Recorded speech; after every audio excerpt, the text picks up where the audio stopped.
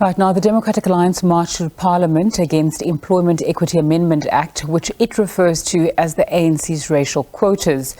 The official opposition says it wants to put a stop to what it calls a growing racialisation of opportunities and resources in the hands of the ANC government.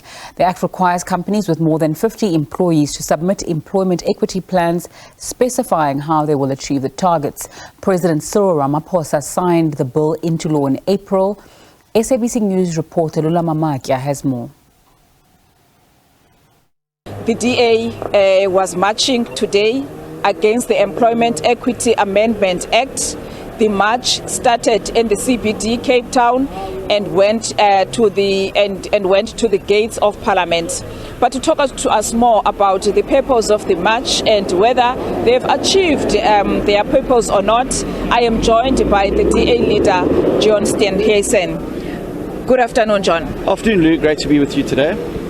A march against the Employment Equity Amendment Act?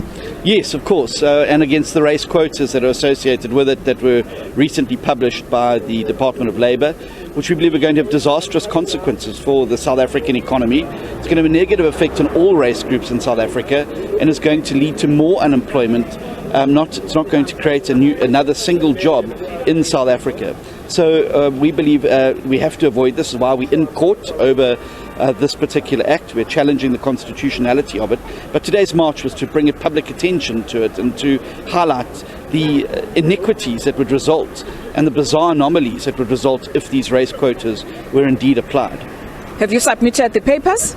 Yes, the papers are already in court to challenge this. We're waiting, obviously, now the court date for it and the like. But we will continue to drive every possible angle to shut down this Race Quota Act and avert the terrible consequences that will result if it is applied.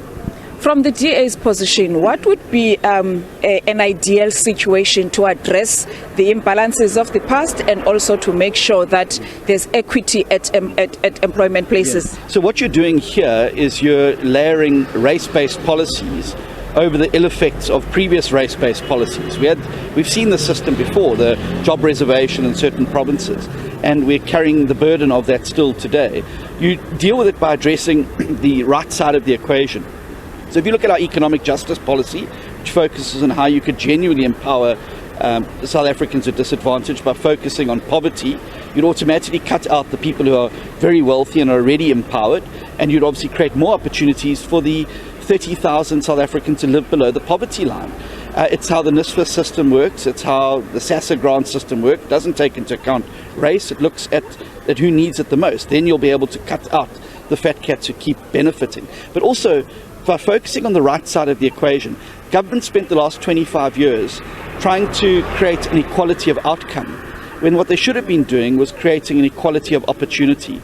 If every child in the school, regardless of the colour, gets a quality education, if every home has an access to a decent house and public transport, a good healthcare system, good education, good university opportunities, then you're able to ensure a greater equality and you're not trying to manage the outcome. Government has spent almost all of its energy on trying to create the equality of outcome, and we've seen already that the qualities of opportunity are completely neglected. People living in poverty, people living without proper health care and sanitation, crumbling schools where 82% of grade 4 learners cannot read for meaning. And it's that's driving inequality, and that's also why, despite 25 years of the ANC's race-based policies, black unemployment has risen. Black households are 10 to 15% poorer than they were 15 years ago, and inequality has widened, it hasn't narrowed. So clearly you judge policies on their outcomes, not on their noble intentions. And if you look dispassionately at the outcomes of the ANC's race-based policies, they've failed the majority of citizens of the country. Quickly and lastly, John, you're saying that the best defiance campaign against these amendments is for South Africans to register in numbers and vote the DA. If you happen to be in a coalition government after next year's general elections, as there is a talk around that, what would you do about these amendments? Well, obviously, one of the foundational principles of the talks that we're having is non-racialism. So there's not one of the parties there that would be supporting race quotas, because we all know that to really address the problem, you've got to do the hard things, fix the economy, fix the electricity crisis, make sure that we're an attractive investment destination. That's how you grow an economy. So I don't think this is going to be an issue in the pact at all. I think that the majority of the parties in the pact believe in non-racialism, as our constitution sets out very clearly as well. Thank you very much for your time. That was the DA leader, John Steenhuisen. With that, back to you at the studio.